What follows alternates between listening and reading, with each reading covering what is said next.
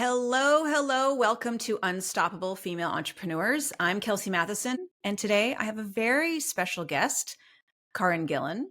So, Caryn is a leadership coach, a business strategist, and of course, an entrepreneur. And she is dedicated to helping coaches build businesses as great as their coaching. And Caryn is known for her ability to ask powerful questions and kind of cut straight to what matters. She's also a fellow life coach school coach, which I found out. And your area of genius is, many things, but kind of focusing on values. Yeah. Yeah. So I'm really excited to dive into your journey. Hear your wisdom on living a values driven life and, thriving as an entrepreneur. So welcome, Caryn. Thank you. Thanks for having me. I didn't know we were both life coach school coaches. That's so fun.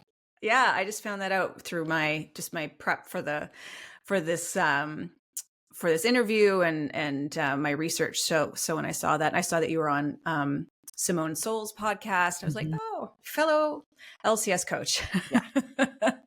So I would love for people to get to know you a bit better. And one of the other things that I read about you is that you are a former commercial fisherman or fisherwoman or fisher person.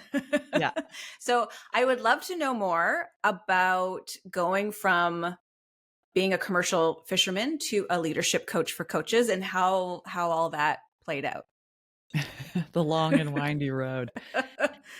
I still was commercial fishing when I decided I was ready and wanted to be a life coach. So they're not unrelated. But way back then, I've been helping humans with change work for over 20 years, including some of the captains I worked for or the people I poured beers for at the brewery I managed.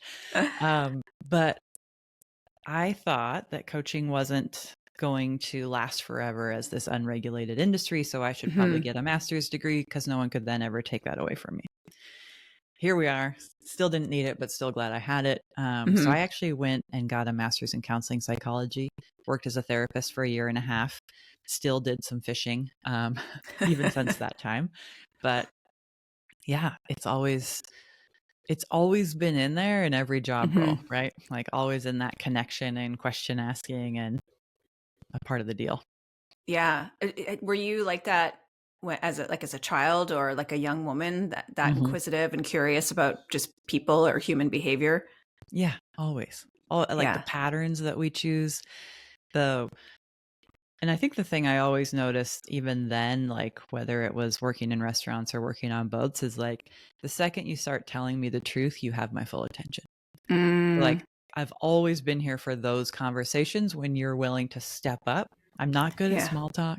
I'm not good at like entertaining you with stories, but if you want to have a talk about what's really going on, I'll be here all day. Yeah. That's great. And I'm sure your clients, that's probably what they resonate with so much and they feel seen and heard. Yeah, right. It's that thing we all get to do for people. And I think it's nice when so many people aren't even listening to our answer to the question, how are you? To have somebody ask it, mean it, and then listen to the answer and potentially ask follow-up questions is a whole different experience. That's funny. I just recently saw a movie and I can't remember the name of it, but Amy Adams is a lead, and she sees somebody at a grocery store and she's like, how are you? And then all of a sudden she goes into this long explanation of how she really is and what she really thinks about the world and women and society, and then cuts back to her saying, yeah, I'm good, how are you? And so it was just all in her head. I totally had that moment. That's amazing. Yeah. So with all of this background and this interest in human behavior and the truth and how people operate and behavior patterns, how did you end up choosing to work with coaches? The coaches actually chose me. I had a whole different niche doing a whole other thing, and I looked at my client roster one day, which was full, and 90% of my clients were coaches. And I was like, okay, I need to read the writing on the wall. I am marketing to other people, and yet here they are. And I've tried probably 3 times to change my niche and, like, really take the leadership thing because 'cause I'm always coaching leaders one-on-one. That's never stopped. Right. But every time I try to make that pivot, the coaches are the ones who are there. They always welcome me back. They keep showing up, and I'm like, "Get on board already." So that's what I'm doing now. I'm like, "You know what? I'm gonna own this. This is Right. this is who I'm here to coach. They keep telling me, so here we go." Yeah. You're just going to surrender to it. Yeah, exactly. Yeah. I love that. Well, so most of the clients that I work with are wellness entrepreneurs, women in the wellness space. So that it does include coaches, but Yeah. it's also, yoga teachers and health and wellness experts. I work with a lot of integrative doctors, and for many of them entrepreneurship is new, Mhm. right? Like it's scary, it's uncertain. Um Many of them are kind of going against the grain, so to speak. Right. They grew up like most of us in an environment where you go to school and you try to get good grades so that you can go to get a decent education, and the goal with getting a good job, right? A Yeah. job.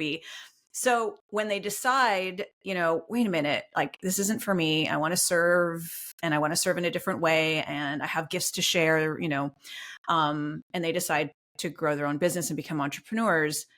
I think it's I find with many of my clients, it's very unfamiliar territory. They don't typically have a lot of role models, but I read that growing up, that was different for you. Like you grew up in an environment surrounded by entrepreneurs. Yeah. So how did that influence you and your journey? And how, like, tell me a little bit more about what you bring to the table in coaching your coaches, who I'm sure are, going through similar feelings of just, being a fish out of water. Mhm. No pun intended. Very uncomfortable, by the way. Yeah. Um, you know, it's different growing up at a dinner table where you're watching the people that you love stress out about and consider employment choices and Mhm. do we keep people or let people go who aren't a fit for the organization? Right. When we know they're family members, when we know they're a primary breadwinner. Um, and I had my mom and dad had a business. My grandma Mhm. had a real estate company and a store. My grandparents had a department store that now my uncle runs. My brother now runs my parents' business with his Wow. wife. Like we're everywhere. And it's just such a part of for me it was never growing up like, "Oh, I'm going to go get a job." It was just sort of like I'm going to make my life. Yeah. And part of that I think is being Alaskan. I grew up on a Mhm. tiny island with 3,000 people and if you wanted something that didn't exist, you make it, including not a lot of restaurants. So you want Thai food, learn how to make it. You want sushi, learn Right. how to make it. So I think some of that is built into that Alaskan culture. Yeah. Um, and it's part of why all of them have businesses as well. So it really was just this is going to happen. What's it going to be versus I'm going to go work for someone and be successful and then have to break out of this later. Like I didn't have that obstacle. Yeah. Yeah. Yeah. Yeah. Even just societal, the messages that you were getting were very different, Yeah. environmental, societal. Yeah. Right. Yeah. That's interesting. Hmm. So when you have a client, for example, who's really feeling that resistance, because that, they didn't have that environment growing up in, how do you navigate that or help them to navigate that? I'll tell you, I have a hard time in the space of really questioning, do I want to do this business or not? But Mm. most of my clients, like, they're committed to what the impact they're here to make, right? They Hmm. know they wanna do it. They don't know yet that they're unemployable, like I know that I'm unemployable. Yeah. But there's a strong enough connection to what they're really here to do, and I have a really fun time helping people stay connected to that. Like, there is a Yeah. certain amount of reverence I have for the fact that they had the urge at all. And Hmm. that tells me, like, you see things other people don't see, and you see the world in a way other people don't see it, Hmm. and I'm here to help them all the way, anytime. Hmm. So, whatever bolstering is required, we do it, but I think, getting back to the why and remembering, like, most of the time when we're in a situation, we're looking at the future with like not rose-colored glasses and the past with rose-colored glasses. Right. And I'm like, if you're going to tell yourself a beautiful story about how that used to look, then you also have to tell me the beautiful story of what it could look like going forward. You don't get to do, I'm going to talk bad about the future and great about the past. You got to do both. So now tell me the bad story about the past and the great story about the future. Right. So we at least have an even playing field, and then decide what you want to do. Right. I don't need anybody to do anything, but I do need you to be honest with yourself about what you're talking about. Right. Yeah. Yeah. And then just kind of guide the brain to look for the evidence that it is wonderful and amazing and beautiful and challenging. Yeah. Right. Let's be real. Yeah. Let's Yeah. be real.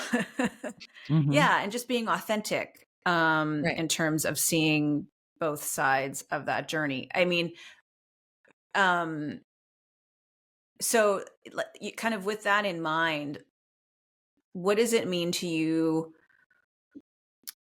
I would say, what does it mean to you to lead a values-driven life or build a values-driven business? Because I know that you work with your clients to do the same. Yeah. Yeah. To me, that means that we can build a business and a life that don't require recovery. Tell me more about that. So if you've worked a job that wasn't aligned for you, maybe you worked for a company whose values were not great, but you're like, whatever, I need the money. There's nowhere else to work right now. You stick with it.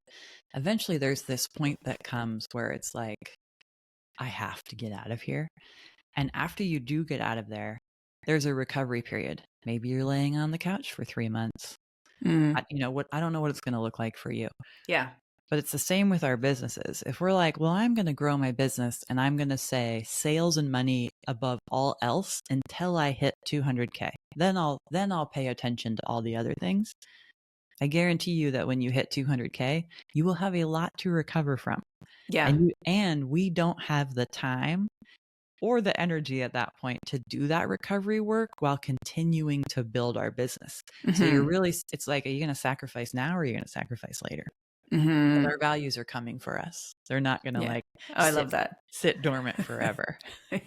Your values are coming for you. Yeah. Yeah. Yeah. Cause it's not sustainable. And if you think you're going to hit a certain mark and then it's like, oh, well, now I'll have all this, let's say freedom, so to speak. It's like, Right. well, what got you here isn't going to get you there. And so, yeah, I love that. Yeah. It doesn't require recovery. Yeah. So I was thinking about, because I love on your website, you list your core values. I've worked with clients in the past too. It's like, what are your, I see a lot of people talk about your 4 or 5 core values.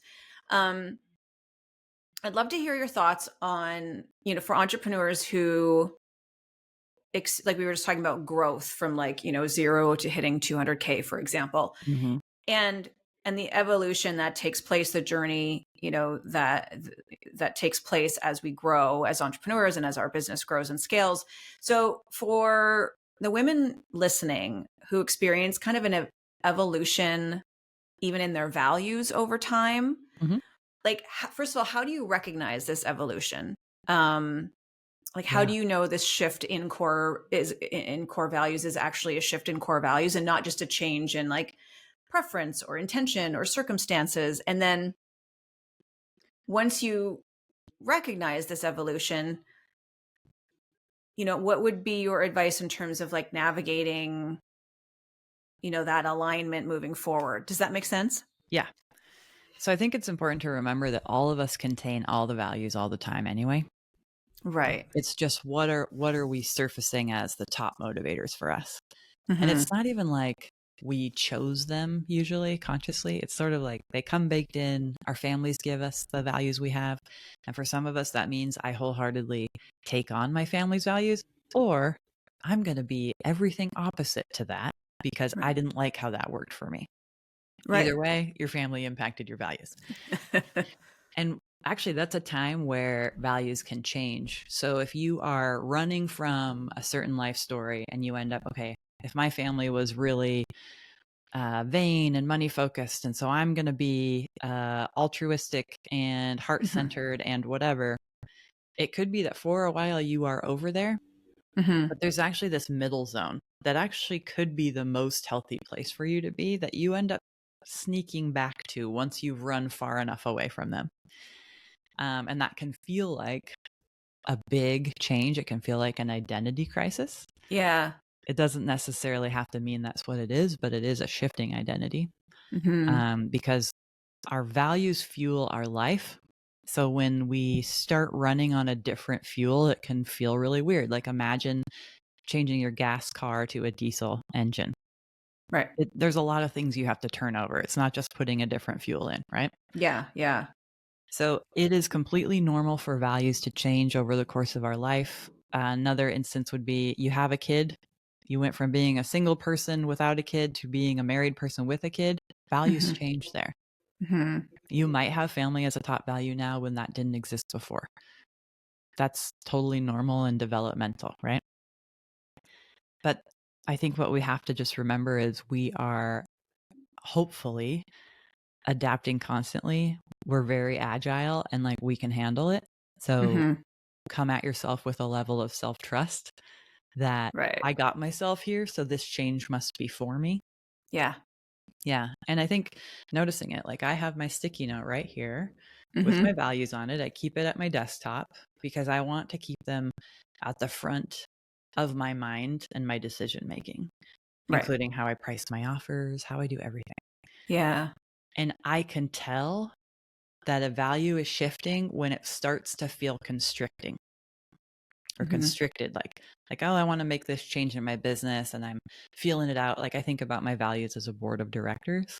So if I check in with integrity, what does integrity have to say? I check in Right. with spaciousness. How does this impact spaciousness? Yeah. And it can be sometimes that one of them just starts to feel a little bit clunky and like there's not enough room for me in that one anymore. And that Mhm. is when you've landed in the place where like either you don't need it anymore or it needs an upgrade. Right. Yeah. Yeah. Yeah. This is great because so let's kind of rewind a bit and go back to just even the basics. So if anyone's listening and they're like, well, I don't even really know what my core values are, what is your advice in terms of like, okay, this is how you set your values? What would you Yeah. say to them? Yeah. Your values leave clues. So everybody has some, no problem. They're always there, whether we think they are or not. Like I love this idea of being conscious of them instead of unconscious. So just look back over the course of your life. And I have two questions for you to reflect on. The first is tell me about a time when you felt crushed, stepped on, couldn't believe what was happening. It was either for you or about someone else. Either will work. Could be even in high school. Doesn't matter how far back you go. And what was happening in that story for you? What was coming up? What was being stepped on in you? Hmm. Where was the injustice, like inside of your system? And Hmm. find the values words in there. The other question is think about a time in your life where you were absolutely in flow. Everything was just working and a little bit like the Disney movie soundtrack was playing in the background. Like everything was good and you felt fully expressed. And what was Hmm. happening then and who were you getting to be and how are you being acknowledged for what you were up to or who you were? And what values were being expressed at that time that really Right. made you come alive and feel like the most you could be? Right. And that could give you a list of 10 or more, just those two Right. questions. Yeah, absolutely. And I can imagine that some might be in both scenarios as well. Yeah. Yeah. They'll be either like crossover or it'll be the negative opposite or the positive opposite. Right. Yeah. Right. Yeah. Right. So then you have a list, let's say of a dozen. Hmm. Then how do you navigate that list for yourself? Yeah. So you look at which ones feel expansive to you and like you could build your life around them. And you feel like Hmm. you can think through tough situations in your business. Like, okay, if I had to let a client go, how would I do that with each of these words? So kind of test them out Hmm. and see which Yeah. ones really support you. And just pick your top 4 or 5. 3 is even a good number. Right. But oftentimes what you'll see too after those two questions is there are values that nest under another one. Like you might have community, connection, relationships, and love. And it could Right. be that they all nest under community for you, and for another person, they would call that love. It's really Hmm. like, for me, I had the value of community for a while. And what I noticed when I was choosing to leave a community, I was like, how can I leave a community if I have this value that doesn't make any sense? And I was like, oh, Right. it's connection. Connection Hmm. is the thing that I get to keep even when I walk away from harmful community. Like, that's okay. I can keep Right. what I need to keep here. So is that you would consider that an upgrade? Like community Yeah, was a value for a while, and then you upgraded right. that to connection. And community contained connection, Yeah. being seen, all these different ones. But it needed a rebrand so that I could like feel wholehearted, which is another one of my Yeah. values. Yeah. Right. Right. Exactly. Right. So do you, or do you find some of your clients have core values for, let's say, their life and then for their business, or are they typically the same? It's the same Typically the list. same, because I Yeah. primarily work with solopreneurs. I just Right. did corporate values work with a team, and they Hmm. had some crossover individually to the company, which Right. is nice because then you have people all working together who Yeah. like really it feels good for them, Yeah. but they can be different in that Right. case. Hmm. So, okay, so you have your 3 to 5 core values. You've Hmm. chosen them. As you said, you write them on a sticky note, put them on your laptop. So then I loved how you said values fuel our life. So, what are some top tips or tricks or just some ways that you infuse and use those values as you navigate the growth of your business or your evolution as an entrepreneur? Hmm. Yeah. I think when we're talking about our values with ourselves, it gets back to what we started with, which is that idea of having a really deep, trusting conversation. Like, if you Right. want to tell me the truth. And Yeah. our values are very, like, they really call us out. And we talk about having alignment in our work, but what that actually means is we're going to be very disruptive, because if you're going to live an aligned life, that means a values led life. That means there's going to be things you're not going to do, even if other people think you should. Right. Right? Like the disruption of leaving your job to build your company, Yeah. pretty disruptive. But Hmm. 20 bucks says your values are in there somewhere, right? Yeah. Yeah. So we have to be ready for that. And it can be really confronting.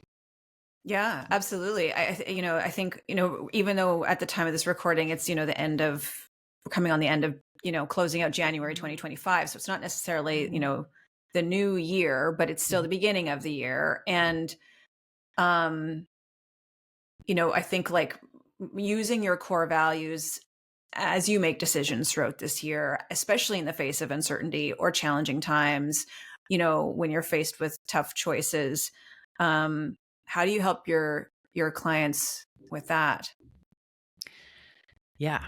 What I like to say is like your values will help you add ease to hard Mm, situations. It will not make them easy, but it will bring in more ease, because if your values are correct for you, if you've landed on them, it is very easy for us to say, it's cool, I can put that stake in the ground. I can mhm. let people think whatever they want because this is who I am. Yeah, I that's can't so hard for so many people, right? Yeah, I can't put that stake in the ground for your values, and you Yeah, probably can't put that stake in the ground for mine. But yeah, if we're like, no, this is the core of who I am, this is what matters to me, then it's really easy for me to let people just think and do whatever they're going to do. hmm, Doesn't mean I'm not going to have vulnerability hangovers and have to get over certain sure. things, but like it's us. It's knowing who we are for Mhm. ourselves in a way that lets us really show up to life powerfully. Yeah, it's the touchstone that we can always go back to. Yeah, exactly. Yeah, yeah, I love that. So for you as an entrepreneur, when things feel overwhelming, when things feel uncertain, um, challenging, what helps you stay grounded or navigate those times? Yeah, I mean, I feel like that's the time it is right now. So if I look at my Yeah. values, one of my values is spaciousness. And I have to tell Yeah, tell me you, more about that. I saw that on your website. Tell me more I about have been spaciousness. sucking at this one lately. Like, I'm like, I don't think I've had a day in my business for me to just work on my business since Mhm. October. Right, right. because I've been like adding things in and doing all the extra stuff and saying yes to all these fun things. Right. But also, that means I've given up spaciousness and I can feel it and it is not working for me. Right. Mm-hmm.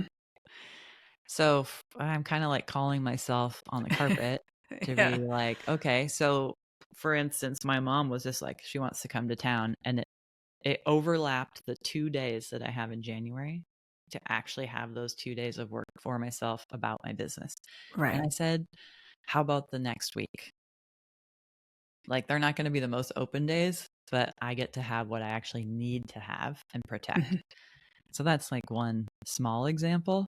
Yeah. I think if I look at wholeheartedness, for me, that's about how I sell.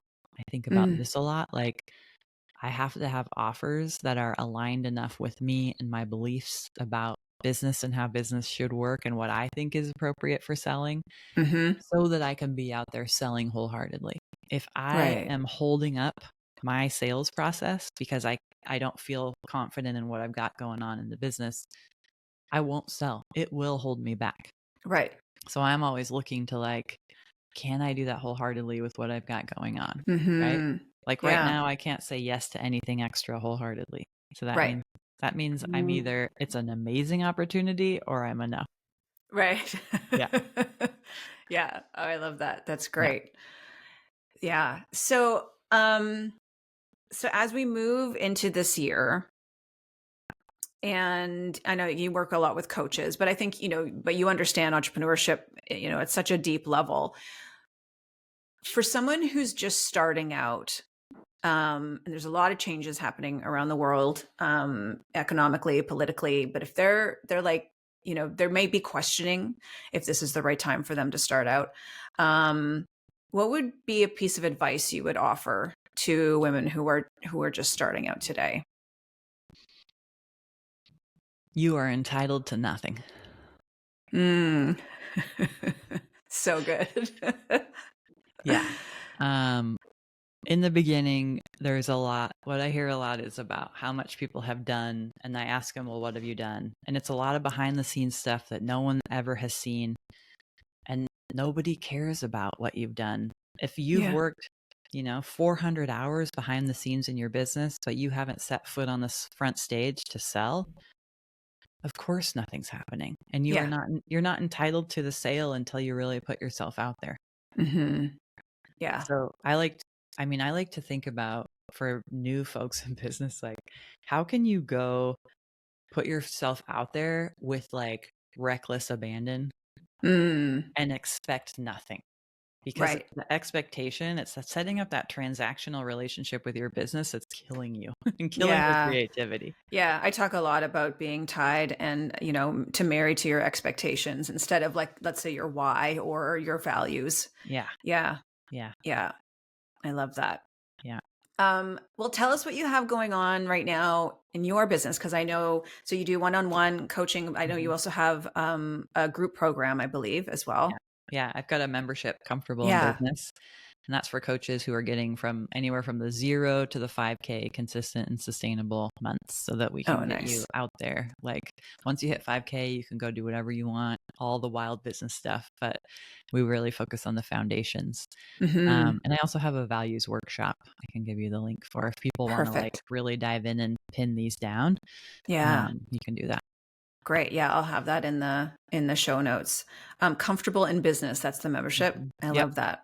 Yeah. I love that. Is it like a monthly program? Is it a 6-month program? How does the membership work? You come in and you get access to all of the kind of the course content for building your business, all the foundations right away. And Oh, then we've great. got monthly coaching, monthly workshops, community, and everything really for me comes back to that. Like, does this Mhm. help you get to that 5K mark or no? And like, what's the focus here that keeps you headed in the right direction so you can really make your business work long term? Amazing. Yeah, that's fantastic. And such a crucial time when you're building your business too, right? Yeah. Yeah. Good time to Yeah. have great support. Yeah, absolutely. Yeah. Especially for coaches, because I just, there's so many more coaches. It's become, an industry, even though it's not regulated, it's an industry that's growing rapidly. Yeah. So that's Yeah. amazing. Anything else that you would like to share with us? This has been such a treat having you today. I'm just curious what your answer is to that last question about like what would you tell someone just starting out? Yeah, I think for me, it's definitely going back to, I talk a lot about why. I always joke that I was talking about why way before Simon Sinek was talking about why. Uh-huh. And similar to I think your core values is it's remember your why. Who are you serving and why? And I talk a lot about like if like the trickle down effect, right? The domino effect of you serving the people that you are serving and the massive impact that has that you don't even see. Mm-hmm. Right. So for me, it's like when I know that the more women I help step into their roles as leaders, building their businesses, the more women on this planet who are making more money doing what they love, the domino effect of that is massive for Mm-hmm. generations. Yeah.